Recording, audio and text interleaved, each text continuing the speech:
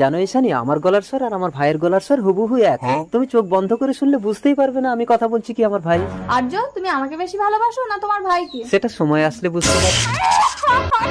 ঈশানী, ঈশানী, ঈশানী, কি হয়েছে ছেলেটা? আমি চিনি না, আমি চোখে কিছু দেখতে পাচ্ছি না। কিছুদিন পর বেরিয়েছে দেখ, আমি বিয়ে করে বউ এনেছি। কই দেখি দেখি নতুন বউয়ের মুখটা দেখি। দুই ভাইয়ের একই গলা। ও চোখে দেখে না, ভীষণ অসহায়, তাই আমি ওকে বিয়ে করেছি। কেন, তোর ওকে পছন্দ হয়নি?